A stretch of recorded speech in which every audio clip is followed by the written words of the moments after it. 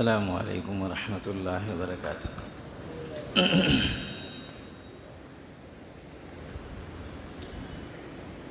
الحمد للہ وکفی وسلام علی عبادہ الذین اصطفی، اما بعد فاعوذ باللہ من الشیطان الرجیم، بسم اللہ الرحمن الرحیم۔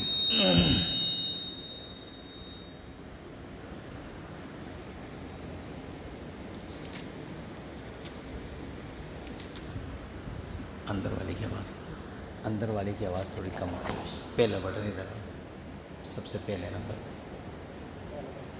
لاندانی مشین بھی۔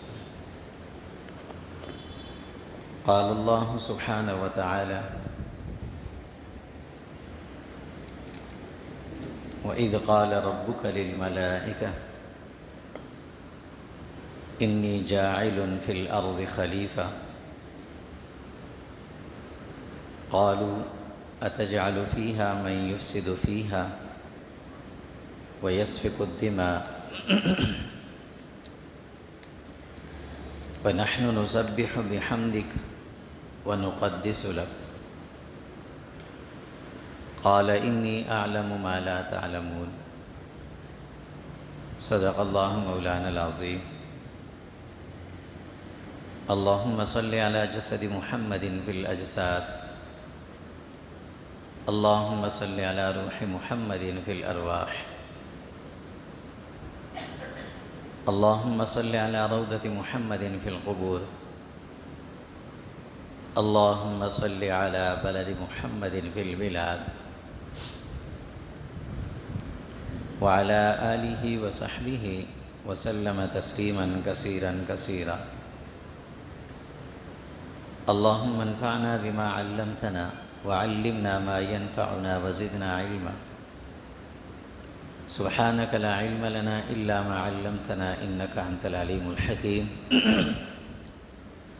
اللهم رب اشرح لي صدري ويسر لي أمري واحلل عقدة من لساني يفقهوا قولي۔ وَإِذْ قَالَ رَبُّكَ لِلْمَلَائِكَةِ، اور جب کہا تمہارے رب نے فرشتوں سے، انی جاعل فی الارض خلیفہ، میں زمین میں ایک نائب پیدا کرنے والا ہوں۔ قالوا، فرشتوں نے کہا، اتجعل فیہا، آپ اس زمین میں پیدا کرنے جا رہے ہیں، من یفسد فیہا، ایسی مخلوق کو جو فساد کریں گے اس میں، ویسفک الدماء، اور خون بہائیں گے، وَنَحْنُ نُسَبِّحُ بِحَمْدِكَ وَنُقَدِّسُ لَكَ، اور ہم ہیں آپ کی تسبیح، آپ کی حمد اور آپ کی تقدیس بیان کرنے کے لیے۔ قال، اللہ تعالیٰ نے فرمایا، انی اعلم ما لا تعلمون، بے شک یہ میں جانتا ہوں تم نہیں جانتے۔ گزشتہ جمعہ اسی آیت پر تھوڑی سی بات ہوئی تھی۔ اللہ سبحانہ وتعالی نے جب دنیا میں انسان کو بھیجنے کا ارادہ فرمایا، انسان سے پہلے دنیا کے اندر دو مخلوق آباد تھی۔ ان دونوں مخلوقات نے انسان کے آنے پر کچھ سوال کیا تھا، کچھ اعتراض تو نہیں کہہ سکتے، ایک مخلوق کو اعتراض تھا، ایک کو سوال تھا۔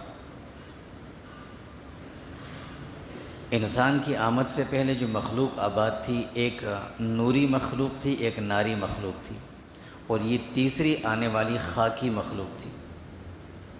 نوری مخلوق فرشتے تھے، ناری مخلوق جنات، اور خاکی یہ انسان، اس نے آنا تھا۔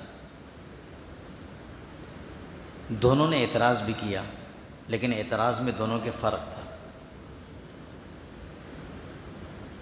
اس واقعے کے دو حصے تھے، ایک حصہ گزشتہ جو میں نے تھوڑا سا اس پہ بات کی تھی، دوسرا حصہ آج کرنا تھا، اس پہ بات کرنی تھی، لیکن کچھ ساتھیوں نے کہا کہ اس پہلی والی کا جو کچھ حصہ ہے اس کو دوبارہ سنا دیا جائے۔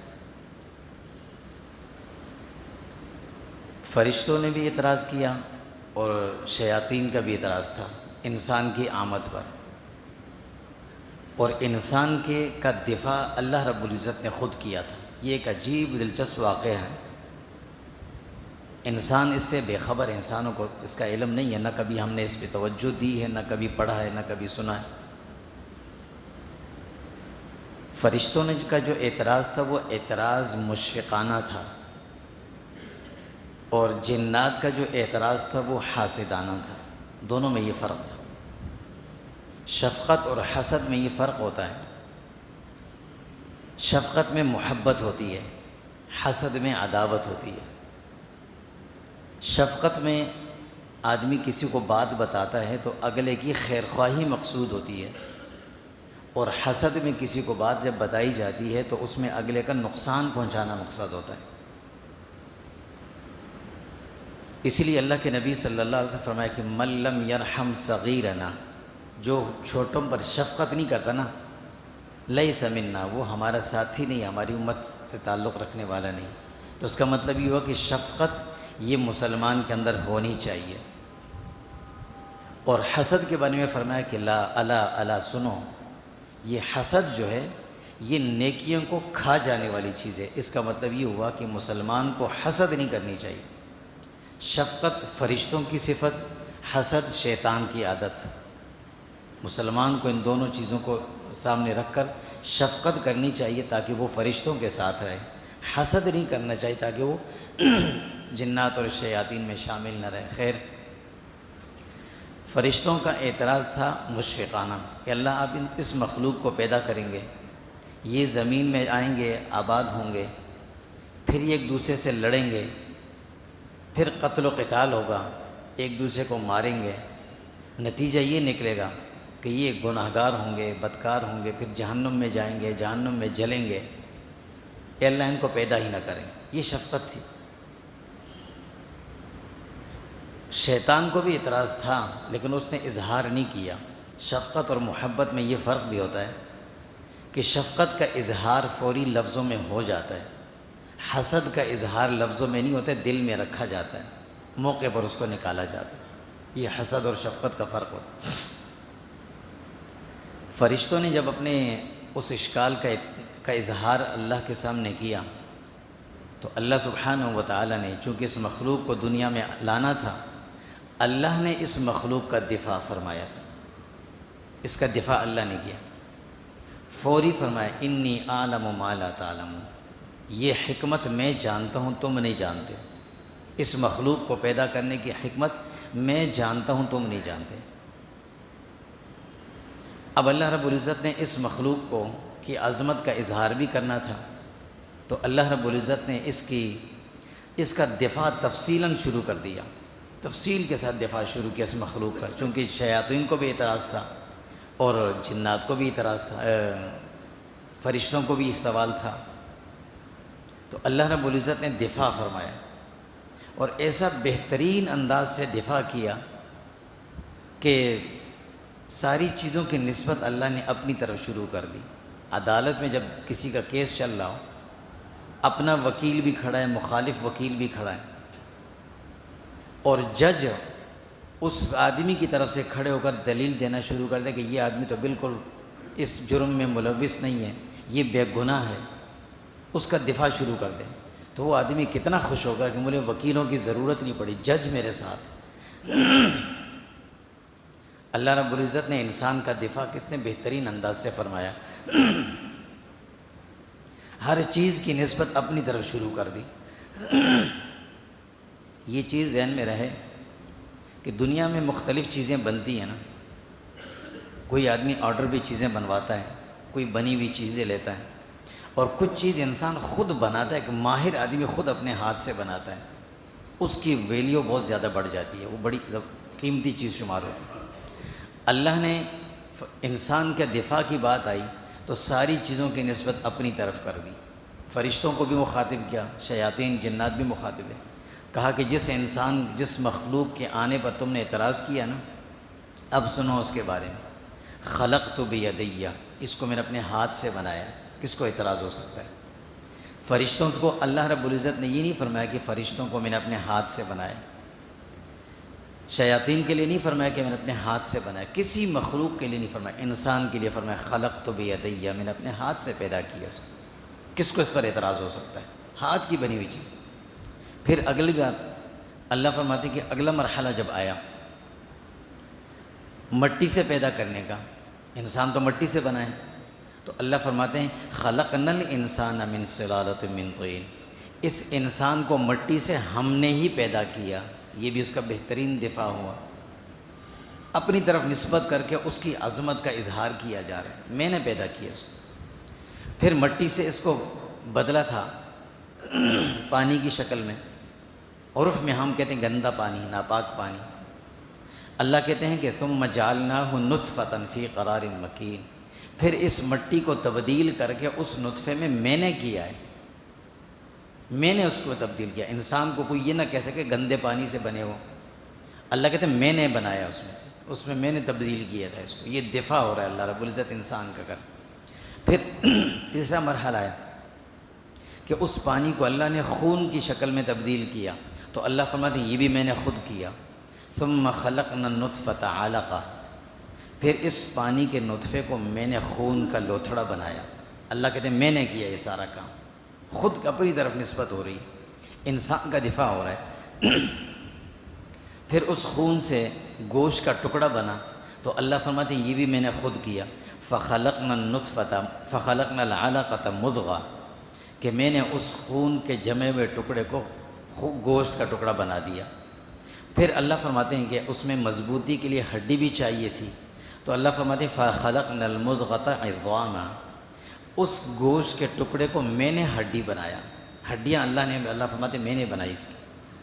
اب اس ہڈی کے اوپر گوشت چڑھا ہوا ہوتا ہے، صرف ہڈی عجیب لگتی ہے۔ ہم کسی کو عرف عام میں کہتے ہیں نا کہ کوئی کمزور جانور ہے، بالکل کہتے ہیں یہ تو ہڈیوں میں، صرف ہڈیاں، کچھ نہیں اس میں۔ اللہ کہتے ہیں فَكَسَوْنَا الْعِظَامَ لَحْمًا، ان ہڈیوں کے اوپر گوشت میں نے چڑھائے۔ جانور کے بھی ہوتا ہے، انسان کھاتا بھی ہے، حلال بھی ہے، لیکن اللہ نے جانور کے لیے، اونٹ کے لیے، گائے کے لیے، بھینس کے لیے یہ نہیں کہا کہ یہ گوشت میں نے اس پہ چڑھایا ہے تم کھاؤ اس کو، بس پیدا کیا۔ انسان کے لیے گوشت کہ اللہ کہتے ہیں فَخَلَقْنَا الْعِظَامَ لَحْمًا، اس کی ہڈیوں پر گوشت میں نے چڑھایا۔ اللہ کسی کے ساتھ دفاع فرما رہے ہیں۔ پھر اللہ رب العزت جب ایک مجسمہ بن گیا تو ظاہر ہے اس کے لیے شکل بھی چاہیے ہوتی ہے، ڈرائنگ بھی اس کی بننی ہوتی ہے کہ خوبصورتی کیسی ہو۔ اللہ فرماتے ہیں ثم صورناکم، پھر اس کی تصویر میں نے خود بنائی۔ انسان کی تصویر ابھی دنیا میں نہیں آیا، پہلے تصویر بنی کہ کس طرح کا انسان بن کے آئے گا، وہ تصویر اللہ فرماتے ہیں میں نے خود بنائی اس کی۔ اور دوسری جگہ اللہ فرماتے ہیں فَأَحْسَنَ صُوَرَكُمْ، تصویر بھی میں نے عام ایسی تصویر نہیں بنائی، سب سے زیادہ خوبصورت تصویر۔ ہم کہتے ہیں یار کیا زبردست تصویر بنی ہے، فلاں آدمی تصویر، یار کیسی خوبصورت تصویر ہے، یہ بہت پیاری لگ رہی ہے۔ اللہ فرماتے ہیں فَأَحْسَنَ صُوَرَكُمْ، تمہاری سب سے زیادہ خوبصورت تصویر میں نے بنائی تھی۔ اللہ اپنی طرف نسبت کر رہے ہیں۔ اللہ فرماتے ہیں هُوَ الَّذِي يُصَوِّرُكُمْ فِي الْأَرْحَامِ، اللہ ہی ہے جو تمہاری تصویریں بنانے والے ہیں۔ تصویر بنائی رحم کے اندر، اس طرح کا انسان بنے گا۔ تصویر بھی بن گئی، شکل بھی اس کی تیار ہو گئی۔ اب باری آئی اس میں روح ڈالنے کی، تو اللہ فرماتے ہیں نفخت فیہ من روحی، اس انسان کے اندر روح بھی میں نے خود پھونکا اپنی طرف سے، خود سے۔ کسی کو نہیں کہا کہ اس میں کسی پینچر والے کو بولا کہ اس میں ڈال دو، گیس بھر دو، یہ نہیں کہا۔ دنیا میں بھیجنے کے بعد نہیں کہا کہ اس میں پھونک دینا۔ اللہ فرماتے ہیں میں نے خود فنفخت فیہ من روحی، اپنی روح میں نے خود اس کے اندر، روح اس کے اندر پھونکی۔ رسول اللہ صلی اللہ علیہ وسلم سے لوگوں نے سوال پوچھا، یہودیوں نے، کہ یسألونک عن الروح، یہ روح کیا چیز ہے، کیا چیز ہے جو انسان کے اندر آتی، نظر تو نہیں آتی۔ اللہ نے جواب ان سے کہہ دو قل الروح من امر ربی، یہ تم نہیں سمجھتے ہو اس کو، یہ تمہارے رب کا امر ہے، یہ ایسی چیز ہے۔ وہ پاکیزہ روح، اللہ کے فرماتے ہیں نفخت فیہ من روح، جانور کے اندر بھی روح ہے، درختوں میں بھی روح، ہم اس کو بھی سائنس ہماری جاندار کہتی ہے، پودوں میں بھی ہے، لیکن اللہ نے نہیں کہا کہ یہ روح میں نے پھونکی۔ درخت پودوں سے خوشبو آ رہی ہوتی ہے، درخت پھل دے رہے ہوتے ہیں، جانور دودھ بھی دیتا ہے، گوشت بھی دیتا ہے، لیکن اللہ نے یہ نہیں کہا کہ اس میں روح میں نے ڈالی ہے۔ انسان کے لیے کیا کہا نفخت فیہ من روحی، اس میں روح میں نے خود پھونکی ہے۔ یہ انسان کا دفاع ہو رہا ہے۔ فرشتے بھی خاموش، شیاطین جنات بھی خاموش۔ جب یہ ساری بات ہو گئی تو اب اللہ رب العزت فرماتے ہیں اب جب دنیا میں آنے کا وقت ہوا تو اللہ نے پھر فرمایا لَقَدْ خَلَقْنَا الْإِنسَانَ فِي أَحْسَنِ تَقْوِيمٍ، یاد رکھنا یہ انسان اب دنیا میں آیا، یہ تم سب سے زیادہ خوبصورت ہے، سب سے زیادہ۔ کسی بھی آدمی کا نا، جب دو آدمی آپس میں بات کر رہے ہوں یا مقابلہ ہو، تو کوئی ایسی صفت ایک کے اندر ہونی چاہیے جس کی وجہ سے دوسرا خود بخود مرعوب ہو جائے، یار یہ آدمی تو بہت بڑا عالم، یہ بہت بڑا مالدار ہے، یہ بہت بااخلاق ہے، یہ بہت خوبصورت ہے۔ کوئی ایک صفت ایسی ہوتی ہے جس سے اس کا مقابل جو ہے نا اس کی عظمت اور اپنی ہار مانتا ہے۔ اللہ فرماتے ہیں لقد خلقنا الانسان فی احسن تقویم، فرشتوں سے بھی کہا، جنات سے بھی کہا، سب سے زیادہ خوبصورت یہ ہے، تم نہیں ہو۔ احسن، احسن اسے کہتے ہیں کہ جس کے مقابلے میں کوئی خوبصورت آ ہی نہ سکے۔ حسین کے مقابلے میں کوئی خوبصورت آ سکتا ہے، احسن کے مقابلے میں نہیں آ سکتا۔ اللہ فرماتے ہیں یہ سب سے زیادہ خوبصورت ہوگا۔ پھر اس کے بعد اللہ پھر فرماتے ہیں شکل و شباہت میں سب سے زیادہ خوبصورت ہے، لیکن یہ ذات میں بھی سب سے زیادہ اعلیٰ ہے۔ وَلَقَدْ كَرَّمْنَا بَنِي آدم، فرمایا ہم نے اس کو سب سے زیادہ عزت دی ہے، ساری مخلوق پر عزت والا یہ انسان ہے۔ فرشتوں سے بھی کہا تم سے بھی زیادہ عزت والا ہے، جنات سے بھی کہا تم سے بھی زیادہ عزت والا ہے۔ وَلَقَدْ كَرَّمْنَا بَنِي آدم، پھر اللہ نے فرمایا جب معزز مکرم بن گیا، عزت اس کو مل گئی، تو اب اس کا مقام بھی بڑا ہونا چاہیے۔ یہ بہت پڑھا لکھا آدمی ہو نا، تو اس کو جو کہیں اس کی ہوتے ہیں پوسٹنگ ہوتی ہے، تو کسی بڑی پوسٹ پہ اس کو بٹھایا جاتا ہے۔ تو اللہ فرماتے ہیں کہ امن انی جاعل فی الارض خلیفہ، اب یہ زمین میں میرا نائب رہے گا، تم پہلے سے رہے۔ کہتے ہیں نا یار یہ کل کی پارٹی اور آج حکمران بن گئی، کیسے؟ کل بنی اور آج حکومت میں آ گیا۔ اللہ کہتے ہیں جنات انسانوں سے 2000 سال پہلے سے دنیا میں موجود تھے، فرشتوں کا تو پتہ ہی نہیں کب سے موجود تھے۔ انسان آیا، اللہ نے کہا جاعل فی الارض خلیفہ، یہ میرا نائب ہے، تم نہیں ہو۔ حکومت اس کے ہاتھ میں دے دی، حکمران یہ ہے زمین کا، خلیفہ یہ ہے زمین کا، یہ اس کی عزت افزائی ہوئی انسان کی۔ پھر اللہ فرماتے ہیں ظاہر سی بات ہے، سوال تو ذہن میں آتا ہے کوئی اظہار کرے یا نہ کرے۔ بھئی ایک آدمی کل کمپنی اس نے جوائن کی اور آج اس کو 22 گریڈ میں بٹھا دیا اوپر آپ نے، اور دوسرا بیچارہ کام کر رہا تھا اس کو نیچے بٹھا دیا، کیوں؟ اللہ فرماتے ہیں فضلناہم علی العالمین، یہ ہماری مرضی، اس لیے کہ ہم نے ساری مخلوق پر فضیلت اس کو پہلے سے دی ہوئی ہے، اس کا حق ہے کہ یہ زمین میں خلیفہ بنے، نائب یہ بنے گا، خلیفہ یہ بنے گا، زمین کا حکمران یہ بنے گا۔ پھر اللہ فرماتے ہیں اس کے بعد جب یہ حکمران زمین کا بن گیا تو اس کے پاس اختیارات بھی ہونے چاہیے۔ پھر ظاہر ہے حکمران ہے، اس کے کھانے پینے کا، اس کے رہنے سہنے کے لیے بھی خاص انتظام ہونا چاہیے۔ تو اللہ فرماتے ہیں وَرَزَقْنَاهُمْ، ہم نے اس کو خوبصورت مِنَ الطَّيِّبَاتِ، ہم نے اس کو پاک صاف ستھرا رزق کھانے کو دیا۔ یہ انسان کے لیے صرف اللہ کہتے ہیں، جانور انسان سے زیادہ کھاتا ہے، جانور زیادہ کھاتا ہے، بری بحری مخلوق انسان سے کئی گنا زیادہ کھاتی ہے، اس کا رزق بھی اللہ دیتے ہیں۔ لیکن انسان کے رزق کی بات آئی تو اللہ نے صرف انسان کے لیے فرمایا وَرَزَقْنَاهُمْ مِنَ الطَّيِّبَاتِ، جانور درخت کے پتے بھی کھا لے گا، گھاس بھی کھا لے گا، وہ بھوک لگے اس کو تو کچرا بھی کھا لیتا ہے، کچرا بھی اٹھا کے کھا لے گا، لیکن انسان کے لیے کہا رَزَقْنَاهُمْ مِنَ الطَّيِّبَاتِ، اس کو صاف ستھرا اور اچھا رزق میں دوں گا۔ اور اس کے اچھے ہونے کی دلیل یہ ہے کہ جانوروں کی خوراک انسان نہیں کھاتا، انسانوں کی خوراک جانور بڑے مزے سے کھاتا ہے، اس لیے کہ اس کی خوراک اچھی ہے، صاف ستھری اچھی عمدہ غذائیں اس کو دی گئی ہیں، روٹی کھائے، سالن کھائے، گوشت کھائے، پھل کھائے، پھلوں سے نکلنے والا جوس پیے، مختلف چیزیں اس سے بنائے، کھاتا ہے۔ وَرَزَقْنَاهُمْ مِنَ الطَّيِّبَاتِ، یہ زمین کا بادشاہ ہے، اس کو ہم رزق بھی صاف ستھرا دیں گے۔ پھر زمین میں اختیار بھی تو ہونا چاہیے اس کو، تو اللہ فرماتے ہیں وَحَمَلْنَاهُمْ فِي الْبَرِّ وَالْبَحْرِ، اس کے لیے ہم نے ہواؤں کو بھی مسخر کیا، سمندر کو بھی مسخر کیا ہوا ہے۔ یہ سمندروں پہ سفر کرے گا، سمندر بھی اس کو راستے دیں گے، یہ ہواؤں میں سفر کرے گا، ہوا اس کو راستہ دے گی، یہ اس کی عزت ہو گئی۔ جب اتنا دفاع تفصیل کے ساتھ کسی کی خوبیاں بیان کر دی جائیں کہ دوسرے کا اعتراض تو اپنی جگہ، اس کو دوبارہ بولنے کا حق ہی نہ، موقع ہی نہ ملے۔ فرشتوں نے یہ ساری بات سنی تو کہا سبحانک، اے اللہ آپ پاک ہیں، ہمارا مقصد اعتراض نہیں تھا، ہم آپ کی ذات پر اعتراض نہیں کر سکتے، ہم آپ کی مخلوق پر، آپ کی پیدا کردہ مخلوق پر اعتراض نہیں کر سکتے، سبحانک آپ تو پاک ہیں، لا علم لنا، ہمیں تو پتہ نہیں تھا، ہمیں تو پتہ نہیں تھا یہ اتنی بڑی مخلوق ہے، اتنی عظمت والی مخلوق ہے، اتنی شان و شوکت والی اور عزت والی مخلوق ہے، ہم نے غلطی کر دی ہے اس ہمیں کوئی اعتراض نہیں ہے اس پر، ہم تو اس کی عظمت کا اظہار کریں۔ فرشتوں نے تو کہہ دیا، شیاطین جنات نے، شیطان نے نہیں کہا، ابلیس خاموش رہا، اس نے کچھ نہیں کیا، اس کے دل میں حسد، اس نے اظہار نہیں کیا۔ اب اللہ رب العزت نے جب فرشتوں نے اقرار کر لیا تو اللہ رب العزت نے اس انسان کی عظمت کو عملاً ظاہر کرنے کے لیے فرمایا اسجدوا لآدم، فرشتوں سے کہا جھک جاؤ اس کے سامنے، تاکہ دنیا میں تم ان کے تعیید اس کی عظمت کو، اس کی بادشاہت کو تم تسلیم کرو گے۔ اسجدوا لآدم، جیسے ہی حکم ملا، جیسے اللہ کی طرف سے حکم آیا تو الفوراً فرشتوں نے تعمیل کی، فسجدوا، اس جدو کا حکم ملنا تھا کہ فسجدوا، سب سجدے میں گر گئے۔ یہ سوال بھی نہیں پوچھا کہ اللہ سجدہ کدھر کو کریں، سجدہ کیسے کریں، سجدے میں پڑھنا کیا ہے، یہ بات کس بات تھی، دیر نہ ہو جائے، اللہ کے حکم کی تعمیل میں تاخیر نہ ہو جائے، انسان کی عظمت دل میں آگے اس کی عظمت کا اظہار فوری کرنا۔ فسجدوا، سب سجدے میں گر گئے، فرشتوں نے سجدہ کر لیا سب نے، الا ابلیس، اب ابلیس کا حسد ظاہر ہو گیا، اعتراض کیا تھا اس نے نا، ناری مخلوق تھی یہ، اس نے کہا میں تو سجدہ نہیں کروں گا۔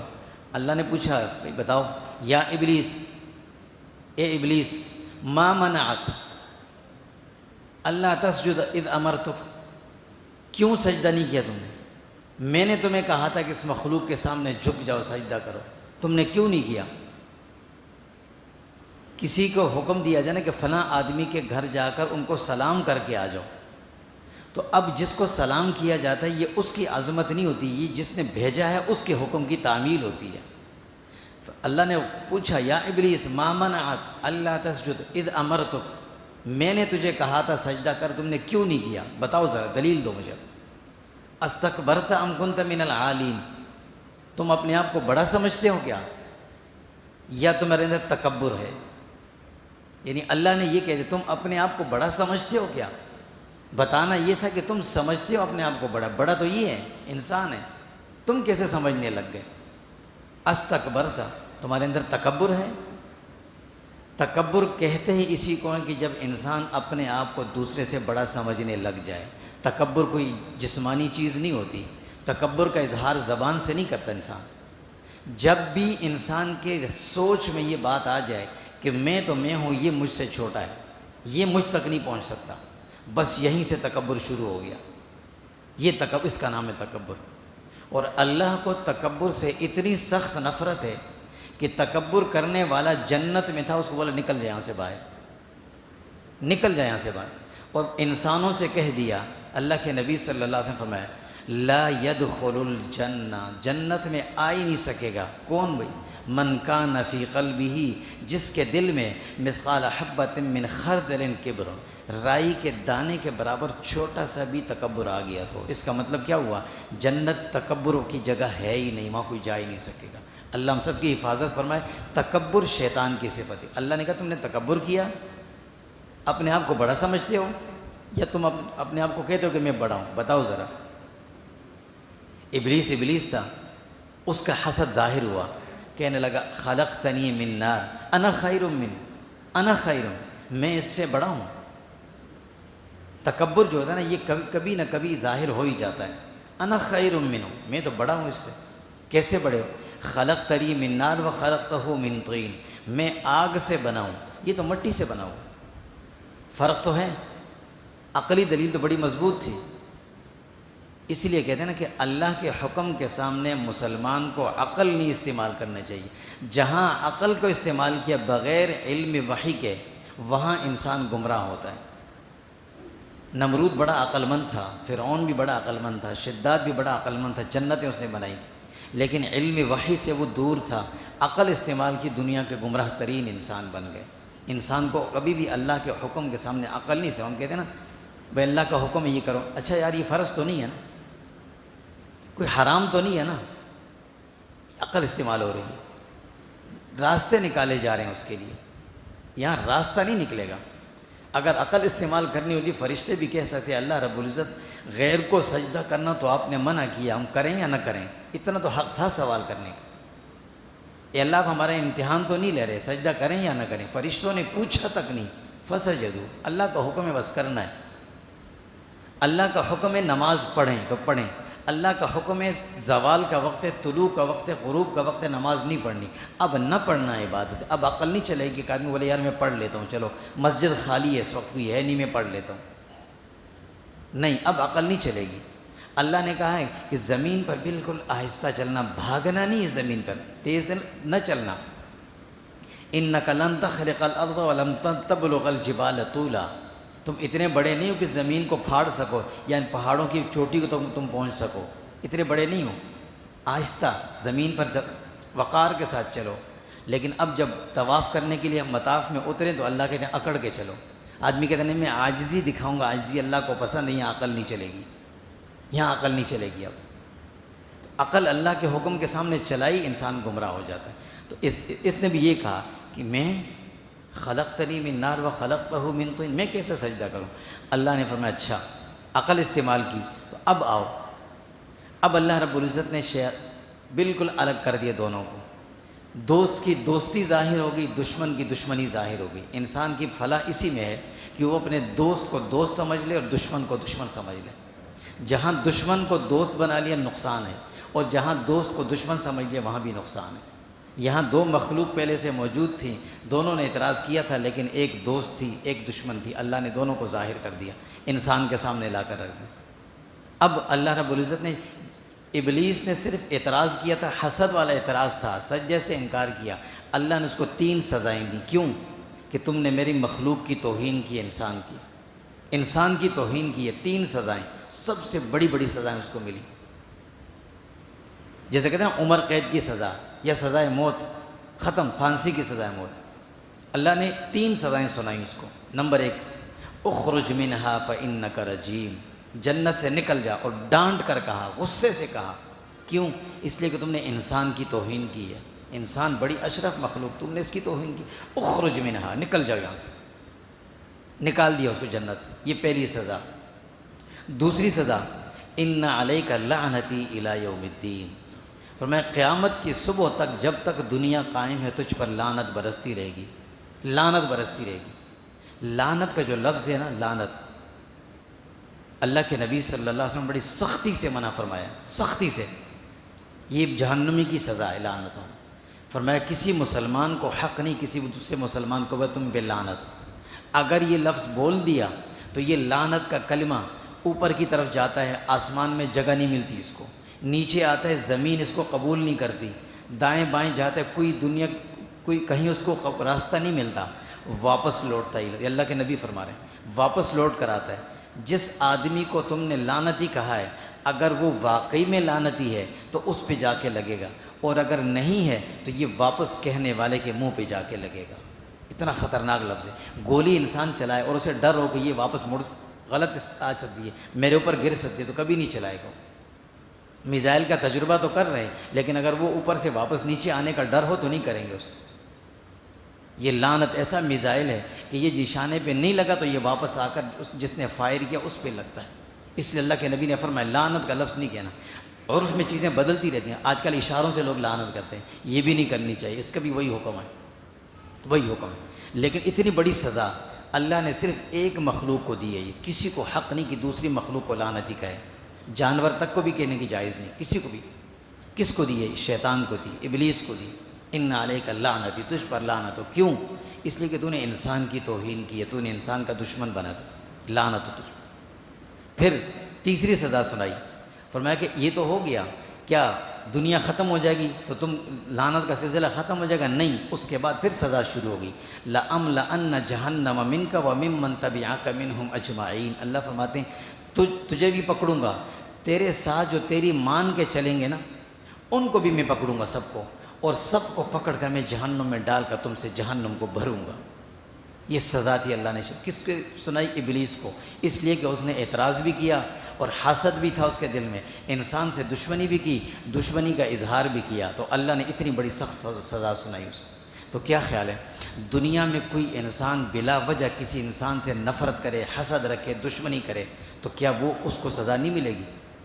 اور پھر اگر سزا دشمنی حسد کسی ایسے آدمی سے ہو جو ہماری نظر میں نیک نہیں ہے، حقیقت میں بندہ اچھا ہے، ہماری نظر ہماری ناقص نظر ناقص سوچ میں ہم سمجھتے ہیں یہ آدمی ٹھیک نہیں ہے، حقیقت میں بندہ اچھا تھا، ہم نے خواہ مخواہ دل میں نفرت رکھی، اس سے حسد رکھا، تو کیا یہ سزا ہمیں نہیں ملے گی؟ پھر انسان کو بھی ملے گی۔ اس لیے ہمیں حسد، نفرت، ہر قسم کی دشمنی سے مسلمان سے پاک صاف اپنے دل کو رکھنا چاہیے، کہ ایسا نہ ہو کہ شیطان والی سزا ہمیں بھی مل جائے۔ اب جب سزا اس کو ہو گئی، اللہ رب العزت نے انسان کو اب خبردار کیا، دیکھو بھائی اے انسان، میری اشرف مخلوق، انسان کو تو پتہ ہی نہیں تھا نا کہ یہ اللہ نے کتنا بہترین دفاع اس کا کیا ہے، اس کی طرف سے کتنا بڑا مقدمہ لڑا ہے۔ مقدمہ کیا، بس اس کی طرف سے سارے دلائل دے کر معترضین کو خاموش کیا، ان کو بات سمجھائی انسان کی طرف سے۔ اتنا بڑا احسان اللہ نے انسان پر کیا۔ یہ اس وقت کیا تھا جب انسان دنیا میں بھی آ رہا تھا، ابھی آیا نہیں تھا، اس لیے انسان کو پتہ ہی نہیں کہ میں جب آ رہا تھا لوگوں نے کتنی رکاوٹیں کھڑی کی تھی میرے آنے پر، اور اللہ نے کتنا بہترین دفاع کر کے مجھے کس عزت سے دنیا میں لایا۔ مجھے اس کا خیال تو رکھنا چاہیے، اس اللہ کو ناراض نہیں کرنا چاہیے، اس اللہ کی مان کے بھی چلنا چاہیے۔ مجھے تو پتہ ہی نہیں کہ میرے ساتھ کیا حالات آئے تھے اور کن حالات سے مجھے اللہ لے کر آئے۔ پھر اللہ نے انسان کو بات سمجھائی کہ اب بھائی سمجھنا، تم دنیا میں آ گئے ہو، تم خاکی مخلوق، تم سے پہلے ایک نوری مخلوق تھی، ایک ناری مخلوق تھی، دونوں کی باتیں تم نے سن لی۔ اب ایک تمہاری دوست ہے، ایک تمہاری دشمن ہے، ایک تمہاری حلیف ہے، ایک تمہاری حریف ہے۔ اب تمہاری سمجھداری، کامیابی، فلاح اس میں ہے کہ دوست کو دوست بنا کے رکھنا، دشمن کو دشمن سمجھ کے بیٹھنا۔ ان علیکم لحافظین، فرمایا یہ جو نوری مخلوق تھی نا، فرشتے، یہ تمہارے محافظ بنیں گے، تمہاری چوکیداری کریں گے، تمہارے مال کی، تمہارے جان کی، تمہارے ایمان کی حفاظت کرتے رہیں گے۔ اور یہ جو دوسرا ہے نا، انہ لکم عدو مبین، یہ بڑا دشمن ہے، اس کو سمجھنا، اس کی دشمنی سے اپنے آپ کو بچانا۔ اب انسان کی کامیابی اسی میں ہے کہ فرشتوں کو اپنا دوست اور حلیف سمجھے اور ابلیس کو اپنا دشمن اور حریف سمجھے، تو کامیابی ہے، ورنہ ناکامی ہو جائے گی۔ پھر اللہ رب العزت نے ایک اور بات بتائی، فرمایا دیکھو یہ جو تمہاری حلیف مخلوق ہے نا، تمہاری دوست، یہ ہے بڑی حساس مخلوق، اس کا خیال رکھنا ہے تم نے، حساس ہے، یہ تم سے بھاگ نہ جائے، اور یہ دوسرے سے تم نے ہوشیار رہنا، یہ تمہارے قریب نہ آ جائیں، یہ کرنا ہے۔ اس حساس مخلوق کی حساسیت کو سمجھنا، یہ تمہارے گھر کی بھی حفاظت کریں گے، یہ تمہارے جان کی بھی حفاظت کریں گے، تمہارے مال کی بھی حفاظت کریں گے، تمہارے بچوں کی بھی حفاظت کریں گے، تمہارے لیے رزق کا بندوبست بھی کریں گے، یہ سارا کچھ کریں گے۔ تم نے ان کو اپنے ساتھ رکھنا ہے، ایک ذکر و اذکار کرنا ہے، تلاوت کرنی ہے، جو مسنون اذکار صبح و شام کے تمہیں بتائے جائیں گے وہ کرنے ہیں، نمازوں کے بعد تم نے جو اذکار بتائے جائیں گے وہ کرنے ہیں۔ دوسرا، زبان سے غلط کلمہ نہیں نکالنا، زبان سے گالم گلوچ نہیں کرنا، زبان سے جھوٹ نہیں بولنا، اور عملی طور پر ایسی گندی جگہوں پر نہیں جانا جس کے جانے کی وجہ سے یہ فرشتے تم سے بھاگ جائیں۔ زبان سے گندا لفظ نکلے گا، فرشتے بھاگ جائیں گے۔ گندی جگہ جاؤ گے، فرشتے بھاگ جائیں گے۔ جب یہ بھاگ جائیں گے تو ظاہر ہے چوکیدار ہٹے گا تو چور داخل ہو جائے گا، پھر ابلیس آ جائے گا۔ اس سے اپنے آپ کو بچا کے رکھ، جب تم اس سے اپنے آپ کو بچا کے رکھو گے تو تم حزب اللہ کہلاؤ گے، اللہ کی جماعت کہلاؤ گے، میری جماعت کہلاؤ گے۔ اور اگر تم اس سے اپنے آپ کو بچا کے نہیں رکھو گے اس شیطان سے، تو پھر تم حزب الشیطان کہلاؤ گے، تم ادھر چلے جاؤ گے۔ اللہ تعالیٰ ہم سب کی حفاظت فرمائے، عمل نصیب فرمائے، وصلی اللہ علیہ وسلم۔